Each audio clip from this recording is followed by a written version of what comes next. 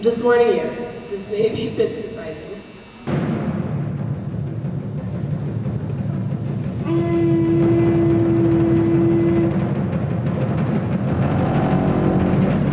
It was probably one of the more valuable experiences I've had.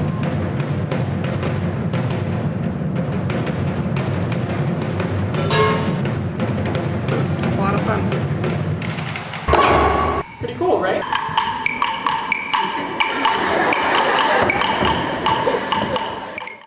Hello, my name is Dr. Peyton McDonald. I am the Director of Percussion Studies at William Paterson University.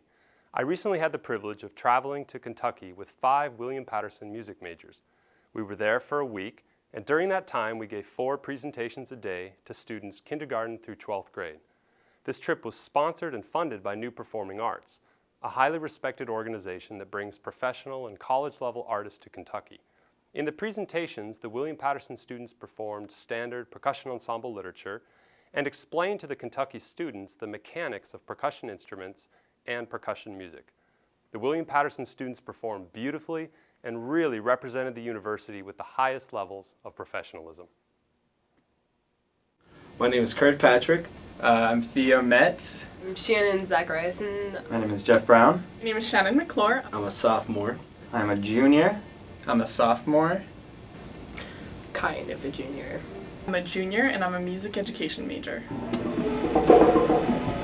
I think the thing that has been most affected by going on this trip is just understanding what I'm playing so that I can explain it to other people, not just so I understand it myself, but if someone was to ask me a question about what I was playing, that I would be able to tell them the answer and how it relates, like how my part individually relates to all the other parts in the ensemble, and if people have questions about that, and what's really going on in the music, especially in the cage.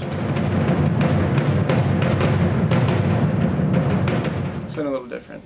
Been rehearsing a lot more than usual, so we'll rehearse like 3 times a week for one piece, as opposed to 1 or twice a week. And practicing's been, it's been a little different too, because I haven't had time to work on my, solo rep or anything. We've had quite a few rehearsals, which cuts into the other practicing, other homework time. On top of that, with the djembe piece, I've had to work out all kinds of interesting practice strategies because I'm actually quite embarrassed to have other people hear me practice.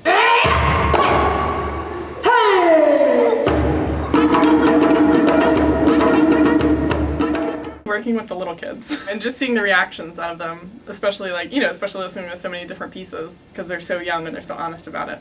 Hoping actually they take well to the teaching. They actually take something away from it. So we have 1, 2, 3, 1, 2, 1, 1, 2, and then we go back to the beginning and repeat it. So Jeff's going to play what that sounds like on our instruments that we use. 1, 2, 3, 1, 2, 1, 1, 2. Not just say, oh, that was nice, and then leave and not getting anything out of it. Hopefully they do have something to say about what we're playing. So what percentage of, how many of you guys think that he's going to be able to do this? Show of hands, show of hands. I'm a little afraid that if we give the kids any chance to wiggle, not wiggle, but if they see us sweat, I'm afraid they're going to take advantage of that. How many people don't want to be here?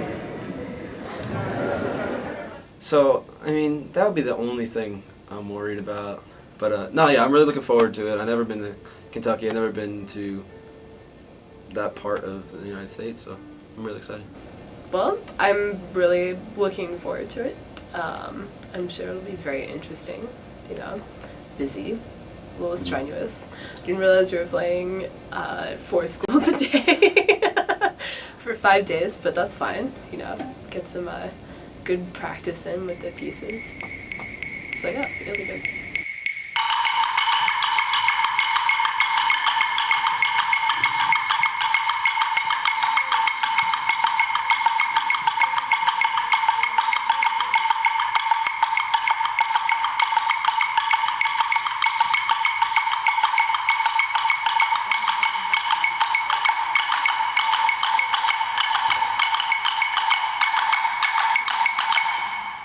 So now the rhythm is 1, 2, 3, 1, 2, 1, 1, 2.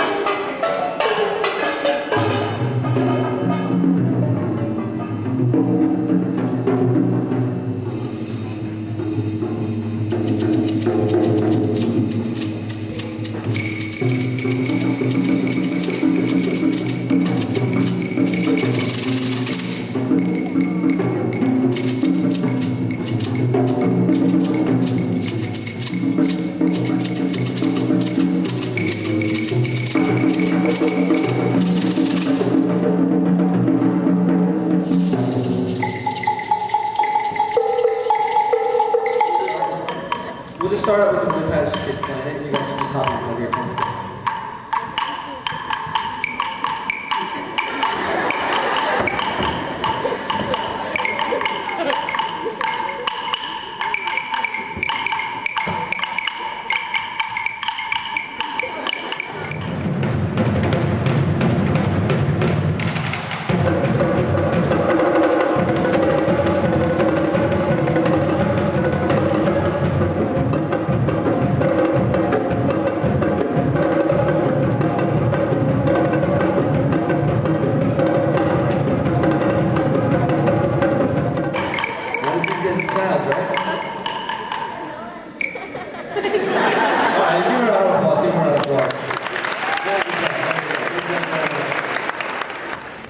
On the string drum, is the string hard to pull?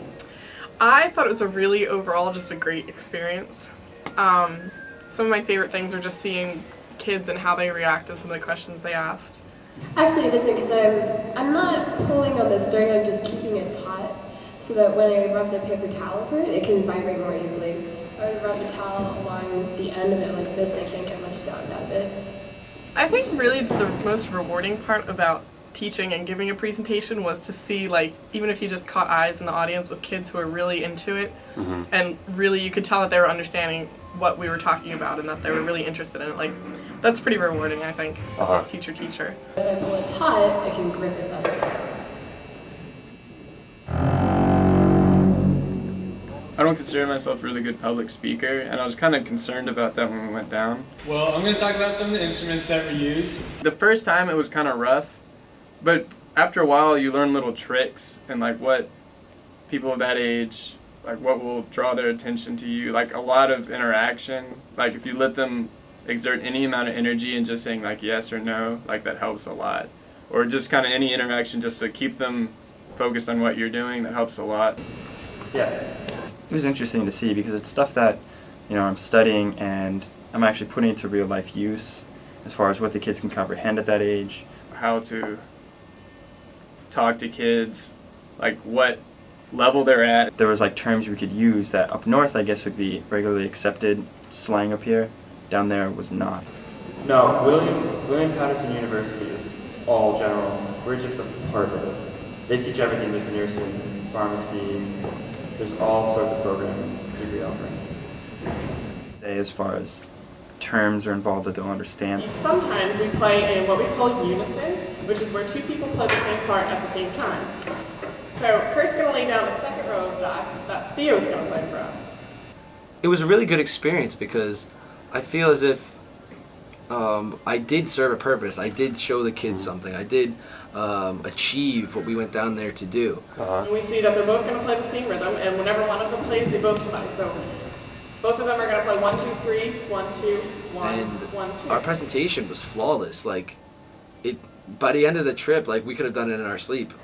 Steve does something called making interlocking rhythms, Which we actually were doing. same rhythm, and starts it at 2 different times so that it kind of intertwines with itself. Some rooms were definitely more difficult to play in than others. So we see that Theo's going to play the same part, 1, 2, 3, 1, 2, 1, 1, 2 on the bottom, except it's going to start at a different time. Jeff's going to start in the first block, and Theo's going to start in the second block.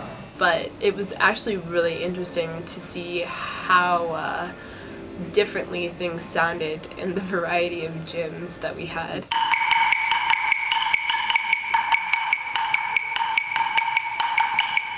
It worked out pretty well for my piece because, like, you know, I'm into having like the reverb effect with like the hand drum and singing.